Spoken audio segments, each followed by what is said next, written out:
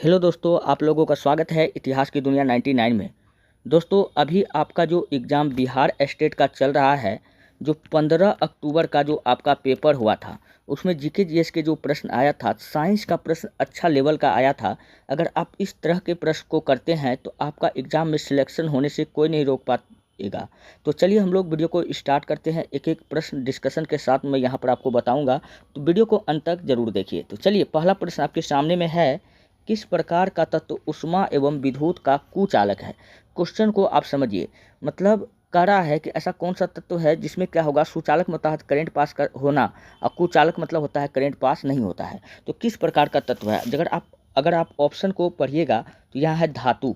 हम लोग जानते हैं धातु जो होता है यह ऊष्मा और विद्युत, ऊष्मा और विद्युत दोनों का क्या होता है, सुचालक होता है, क्योंकि धातु में ऊष्मा प्रवेश हो जाएगा और विद्युत भी पास हो जाता है। इसलिए आप धातु का एक सिरा को अगर गर्म कीजिएगा तो यहाँ पर अगर आप छुइएगा तो क्या हो जाएगा, ये भी आपका हीट हो जाएगा। इसलिए हम लोग कहते हैं कि इसमें ऊष्मा का प्रवाह हो रहा है, इसलिए जब ऊष्मा का क्या होता है, सुचालक होता है। ठीक है, ऑप्शन अगला दिया गया है, यहाँ क्या हो रहा है, मतलब यहाँ करंट पास हो रहा है, तो ये ऑप्शन तो होगा नहीं। अगला ऑप्शन को हम लोग चेक करते हैं, गैर धातु यहाँ दिया हुआ है। ठीक है, गैर धातु जो होता है दोस्तों, यह ऊष्मा का कुचालक होता है। क्या होता है, विद्युत और ऊष्मा का कुचालक होता है। तो गैर धातु जो होगा, जैसे लकड़ी हो गया, तो लकड़ी में क्या हो जाएगा, ऊष्मा प्रवेश नहीं कर पाएगा और क्या हो जाएगा, करंट भी पास नहीं हो पाएगा। तो ये क्या है, ऊष्मा और विद्युत का कुचालक है। ठीक है, अगला देखते हैं ऑप्शन को, गैस। यह गैस जो होता है दोस्तों, यह विद्युत का कुचालक है लेकिन ऊष्मा का सुचालक है। गैस क्या हो जाएगा, यह विद्युत का कुचालक है, कुचालक होता है, परंतु ऊष्मा का सुचालक होता है, ऊष्मा का सुचालक होता है। तो हमसे यही पूछा है कि कौन कुचालक है, तो गैस भी आपका ऑप्शन नहीं होगा। तो इनमें से सभी क्या हो जाएगा, बिल्कुल राइट हो जाएगा। ये जो है धातु हो गया, गैस हो गया, गैर धातु हो गया, यह ऊष्मा का क्या होता है, विद्युत एवं ऊष्मा का कुचालक होता है। ठीक है, ये विद्युत का कुचालक है लेकिन ऊष्मा का क्या है, सुचालक है। तो एक तो ऑप्शन नहीं मैच कर पाया, तो इसलिए गैस भी क्या हो जाएगा, गलती हो जाएगा। तो ऑप्शन नंबर डी क्या होगा, बिल्कुल राइट हो जाएगा। चलिए बढ़ते हैं नेक्स्ट अगले प्रश्न की ओर। अगला प्रश्न है, किसी गैस को द्रव में बदलने के लिए कौन सी स्थिति सबसे अनुकूल है। दोस्तों, गैस को बदलना है द्रव में, तो हम लोग क्या करेंगे, ये हो गया गैस, इसको बदलना है द्रव में, तो हम लोग क्या करेंगे, हीट करेंगे कि ठंडा करेंगे। तो दोस्तों, इसको हमको ठंडा करना पड़ेगा, टेम्परेचर को इसको क्या करना पड़ेगा, कम करना पड़ेगा। तो कम तापमान, तो जैसे एलपीजी, अगर आपने एलपीजी देखा होगा तो एलपीजी के सिलेंडर में जो होता है, गैस जो होता है दोस्तों, वह द्रव के फॉर्म में होता है, लेकिन क्या होता है कि उसका उच्च दाब होता है। एलपीजी के सिलेंडर में जो गैस होता है उसका दाब क्या होता है, उच्च दाब होता है, और जो गैस होता है वो द्रव फॉर्म में होता है। ठीक है, तो आपको याद रखना। और ताप क्या होता है इसका दोस्तों, निम्न होता है। तो क्या होगा, इसको हमको ठंडा करना पड़ेगा, यानी कि उच्च दबाव, सिलेंडर में क्या आता है, उच्च दबाव होता है और कम तापमान होता है। तो ऑप्शन नंबर एक क्या हो जाएगा, बिल्कुल राइट हो जाएगा। चलिए हम लोग बढ़ते हैं नेक्स्ट अगले प्रश्न की ओर। अगला प्रश्न है, प्रतिचुंबकीय पदार्थ की चुंबकीय प्रकृति कैसी होती है। प्रतिचुंबकीय पदार्थ, दोस्तों अब मैं जो आपको बता रहा हूँ आप लोग ध्यान से सुनिए। ठीक है, एक होता है प्रतिचुंबकीय पदार्थ। प्रतिचुंबकीय पदार्थ में कौन कौन सा आता है, यह जो होता है दोस्तों ऋणात्मक होता है। प्रतिचुंबकीय पदार्थ पूछेगा कि यह कैसा होता है, यह ऋणात्मक होता है। और एक होता है अनुचुंबकीय पदार्थ। अनुचुंबकीय पदार्थ, जो अनुचुंबकीय पदार्थ होता है वो क्या होता है, धनात्मक होता है। क्या होता है, धनात्मक होता है। और एक होता है लोह चुंबकीय पदार्थ। और ये लोह चुंबकीय पदार्थ जो होता है दोस्तों, लोह चुंबकीय पदार्थ, इसके बारे में याद रखना है कि यह भी क्या होता है, धनात्मक होता है। क्वेश्चन को पढ़िए, प्रतिचुंबकीय पदार्थ की चुंबकीय प्रकृति कैसा होता है। अभी मैंने आपको बताया कि प्रतिचुंबकीय पदार्थ जो होता है वो ऋणात्मक होता है, इसलिए इस प्रश्न का ऑप्शन नंबर बी क्या हो जाएगा, बिल्कुल राइट हो जाएगा। लेकिन दोस्तों और भी मैं आपको कुछ बताता हूँ ताकि आपका एग्ज़ाम और बेहतर से बेहतर हो जाए। चलिए, अनुचुंबकीय हो गया, प्रतिचुंबकीय हो गया, लोह चुंबकीय हो गया। तो हम लोग पहले जानते हैं कि अनुचुंबकीय का पहचान, जिसका अंत में यम लगा रहेगा। अनुचुंबकीय का पहचान क्या होगा? अंत में क्या लगा रहेगा? अंत में यम लगा रहेगा। जैसे कहेगा कि लिथियम, हीलियम, बेरिलियम, ये सब आपका क्या हो जाएगा? कैल्शियम, सोडियम, ये सब आपका क्या हो जाएगा? अनुचुंबकीय पदार्थ है, क्योंकि इसमें क्या लगा है? एल्युमिनियम, जिसमें यम लगा रहेगा। बेरिलियम, प्लेटिनियम, ये सब आपका क्या हो जाएगा? अनुचुंबकीय पदार्थ हो जाएगा। ठीक है। और लोह चुंबकीय पदार्थ में आपको 3 गो याद रखना है, मात्र 3 याद रखना है। लोह चुंबकीय पदार्थ 3 गो होता है। कौन कौन होता है? लोहा, कोबाल्ट, निकेल। लोह चुंबकीय पदार्थ कौन कौन हो जाएगा? Fe, लोहा हो जाएगा, कोबाल्ट हो जाएगा और निकेल हो जाएगा। क्या हो जाएगा? निकेल हो जाएगा। बाद बाकी जो प्रतिचुंबकीय पदार्थ कुछ भी पूछे वो आपका क्या हो जाएगा? प्रतिचुंबकीय पदार्थ होगा। जैसे कहेगा कॉपर, तो ये दोनों में कोनो में नहीं ना आया, तो वो क्या हो जाएगा? प्रतिचुंबकीय पदार्थ हो जाएगा। कॉपर हो गया। Zn पूछेगा क्या है, तो आपको क्या बताना है? प्रतिचुंबकीय पदार्थ है।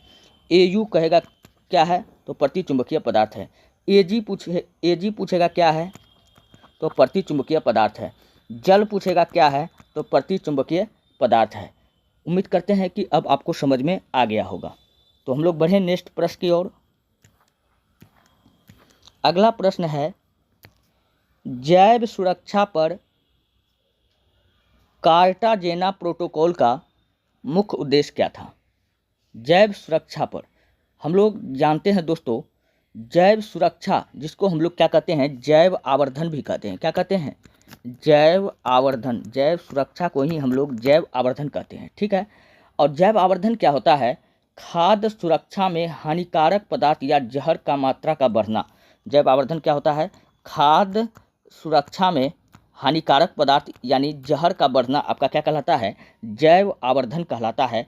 अब आप ऑप्शन को पढ़िए। जैव विविधता के संरक्षण और क्या लिखा है यहाँ पर? सतत उपयोग को बढ़ावा देना, गलत बात।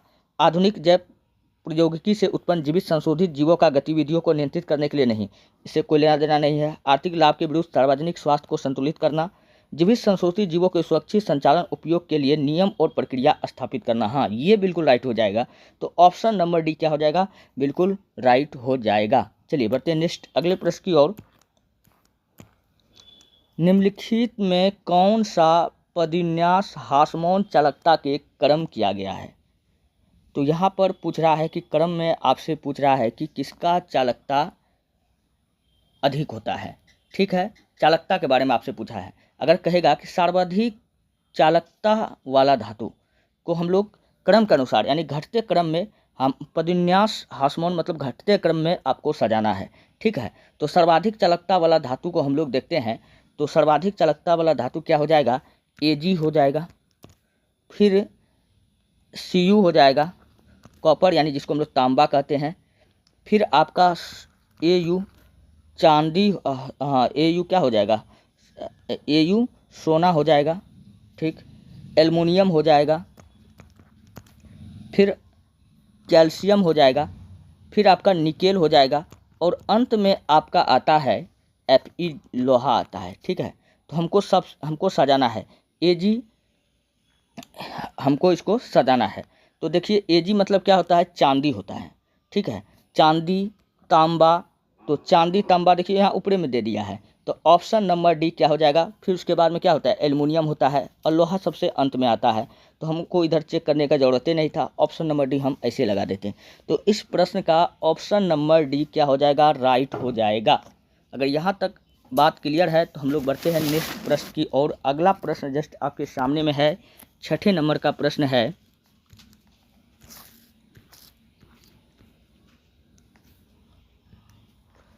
पॉलीथिलीन ग्लाइकोल का उपयोग किस प्रकार के अपमार्जक के निर्माण में होता है? पॉलीथिलीन का जो सूत्र होता है क्या होता है?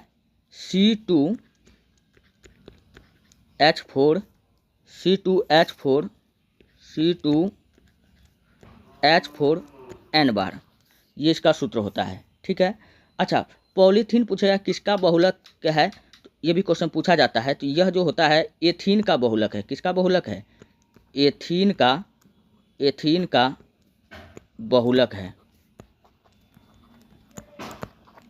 है, ठीक। और पॉलीथीन है जो दोस्तों, यह एक अनआयनिक यौगिक है। पॉलीथीन क्या है? अनआयनिक यौगिक है। ये बात आपको याद रखना है, ठीक। और जो आयनिक यौगिक होता है वो धनायन और ऋणायन दोनों होता है। आपको याद रखना है कि आयनिक यौगिक कैसा होता है? आयनिक यौगिक धनायन भी हो सकता है, प्लस भी हो सकता है, माइनस भी हो सकता है, यानी ऋणायन भी हो सकता है, दोनों प्रकृति का हो सकता है। लेकिन जो अनआयनिक यौगिक होता है वो ना तो घनायन होता है ना तो ऋणायन होता है, ना तो घनायन होगा और ना ही ऋणायन होगा। अब ऑप्शन को आप अच्छा से चेक कीजिए, ठीक है। धनायनित का बातें नहीं, क्योंकि धन वाला कोई बातें नहीं है यहाँ पर। अनआयनिक अपमार्जक, हाँ ये है, ना धनायन ना ऋणायक होता है। तो ऑप्शन नंबर सी क्या हो जाएगा? बिल्कुल राइट हो जाएगा। चलिए बढ़ते हैं नेक्स्ट। ऋणायनी वाला ये भी ऑप्शन नहीं होगा। अगला है अणुओं की गतिज ऊर्जा का बढ़ता हुआ क्रम है, ठीक है। गतिज ऊर्जा अगर बात किया जाए कि सबसे अधिक किसमें होता है, तो सबसे अधिक यहाँ बढ़ता हुआ क्रम में करा सजाने के लिए हम लोग जानते हैं कि सबसे अधिक गतिज ऊर्जा किसका होता है? गैस का होता है। तो हमको बढ़ता हुआ क्रम में सजाना है, तो क्या हो जाएगा? ठोस हो जाएगा। ठोस के बाद में किसका होता है? द्रव का होता है। और द्रव के बाद में किसका हो जाएगा? गैस का हो जाएगा। किसका हो जाएगा? गैस का हो जाएगा, ठीक। अच्छा, अंतराण्विक बल कहेगा कि सर्वाधिक किसका होता है? हम लोग जानते हैं कि ठोस के अणुओं के बीच सबसे अधिक बल लगता है, इसलिए ठोस क्या होता है? असमपिंडीय होता है। तो अंतराण्विक बल का अगर बात किया जाए तो सबसे अधिक ठोस का होता है। किसका होता है? सबसे अधिक ठोस का होता है। फिर उसके बाद में द्रव का होता है। फिर उसके बाद में किसका होता है? गैस का होता है। तो यहाँ देखिए ठोस, द्रव, गैस का ऑप्शन नंबर ए में ही दिख गया। तो इस प्रश्न का ऑप्शन नंबर ए क्या हो जाएगा? बिल्कुल राइट हो जाएगा। अच्छा, आयतन कहेगा कि सर्वाधिक किसका होता है? तो आयतन जो होता है दोस्तों, गैस का आयतन जो होता है सबसे क्या होता है? कम होता है गैस का। ये बात आपको याद रखना है। चलिए बढ़ते हैं नेक्स्ट अगले प्रश्न की ओर। अगला प्रश्न है नर में शुक्राणु जनन का नियमन किसके द्वारा किया जाता है? तो नर में शुक्राणु जनन का नियमन किसके द्वारा किया जाता है? हम लोग जानते हैं कि नर हार्मोन जो होता है दोस्तों, नर हार्मोन का पहले हम लोग नाम जानते हैं कौन कौन होता है। टेस्टोस्टेरोन,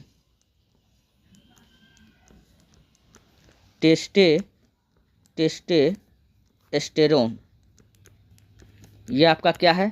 नर हार्मोन है, ठीक। और एक है एंड्रोजन, ये भी आपका क्या है? नर हार्मोन है। और इस टेस्टोस्टेरोन क्या करता है? यह पुरुषों में दोस्तों द्वितीयक लक्षण का वाहक होता है, जैसे मूंछों का आना, आवाज़ का मोटा होना, आवाज़ का भारी होना। ये सब लक्षण जो होता है दोस्तों नर हार्मोन में किस हार्मोन के उपस्थिति के कारण होता है? तो आपको बताना है टेस्टोस्टेरोन हार्मोन। तो यहाँ पर क्या करा है? नर में शुक्राणु जनन का नियमन कौन करता है? अच्छा, जो एंड्रोजन होता है दोस्तों, ये नर में शुक्राणु को बनाता है। क्या बनाता है? शुक्राणु को बनाता है। तो यहाँ यही क्वेश्चन आपसे पूछ लिया है, नर में शुक्राणु जनन का नियमन किसके द्वारा होता है? तो एंड्रोजन के द्वारा होता है। अभी मैंने आपको बताया कि यह शुक्राणु को बनाने का कार्य करता है। लेकिन मैं आपको और भी प्रश्न मैं आपको बताता हूँ। ये तो रहा नर हार्मोन। अब मैं आपको मादा हार्मोन से कुछ प्रश्न बताता हूँ। मादा हार्मोन कौन कौन सा है? मादा हार्मोन हम लोग जानते हैं, ठीक है। तो मादा हार्मोन कौन कौन सा हो जाएगा? एस्ट्रोजन हो जाएगा। एस्ट्रोजन कहेगा कि कैसा हार्मोन है? तो यह एक मादा हार्मोन है। फिर आपको याद रखना है ऑक्सीटॉक्सिन। ऑक्सीटॉक्सिन कैसा हार्मोन है? तो यह भी एक मादा हार्मोन है। अच्छा, ऑक्सीटॉक्सिन को दोस्तों हम लोग लव हार्मोन कहते हैं। क्या कहते हैं? क्वेश्चन पूछा जाएगा किस हार्मोन को लव हार्मोन कहते हैं? तो ऑक्सीटॉक्सिन को कहते हैं। और इसका कार्य क्या होता है? दोस्तों डिलीवरी के समय गर्भाशय का संकुचन यानी फैलाने में किया जाता है ऑक्सीटॉसिन का प्रयोग। तो ये बात आपको याद रखना है, इसलिए महिलाओं को ऑक्सीटॉसिन का पहले सुई दिया जाता है डिलीवरी से पहले, ठीक है। और आपको हार्मोन याद रखना है रिलैक्सिन। रिलैक्सिन भी पूछेगा कि कैसा हार्मोन है, तो दोस्तों रिलैक्सिन भी आपका कैसा हार्मोन हो जाएगा, तो रिलैक्सिन भी आपका मादा हार्मोन है। और इसका कार्य क्या होता है, बच्चे के जन्म के समय दर्द से राहत दिलाना डिलीवरी के समय, डिलीवरी के समय किस हार्मोन का काम होता है, रिलैक्सिन होता है, ठीक है। ये बात आपको याद हो गया। और एक हार्मोन याद रखना है प्रोलैक्टिन, ये भी मादा में ही होता है।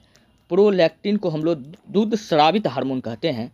महिलाओं के स्तन से दूध का निकलना किस हार्मोन की वजह से होता है, तो आपको बताना प्रोलैक्टिन। इसलिए प्रोलैक्टिन को हम लोग क्या कहते हैं, दुग्ध स्रावित हार्मोन कहते हैं। ये बात आपको याद रखना है। अच्छा, प्रोजेस्टेरोन को हम लोग क्या कहते हैं, एक बात याद रखना कि प्रोजेस्टेरोन को हम लोग प्रेगनेंसी हार्मोन कहते हैं। ये बात आपको याद रखना है, ठीक है। अच्छा, एफएसएच क्या है और एलएच क्या है, दोस्तों अंडाणु बनाने वाला हार्मोन पूछेगा कौन है, तो एफएसएच क्या है, अंडाणु बनाने वाला हार्मोन है। मैं बोल देता हूँ, आप लोग नोट कर लीजिएगा। और एलएच क्या है, तो एलएच जिसको हम लोग लेक्टोजन हार्मोन कहते हैं, यह दूध में पाया जाता है। किसमें पाया जाता है, दूध में पाया जाता है। अच्छा, दूध में कौन सा कार्बोहाइड्रेट पाया जाता है, तो लैक्टोज बताना है। हार्मोन पूछेगा तो लैक्टोजन, ये बात आपको याद रखना। बैक्टीरिया पूछे तो लैक्टोबैसिलस। और यही एफएसएच और एलएच ये दोनों हार्मोन जो है कहाँ से निकलता है, पीयूष ग्रंथि से निकलता है। ये बात आपको याद रखना है। चलिए बढ़ते हैं नेक्स्ट अगले प्रश्न की ओर। दोस्तों ये रहा आज के प्रश्न। अगर आपको वीडियो अच्छा लगता है, हेल्पफुल लगता है, तब आप हमारे चैनल को सब्सक्राइब कर लीजिएगा और वीडियो को लाइक कर दीजिएगा। मिलते हैं नेक्स्ट वीडियो में, धन्यवाद।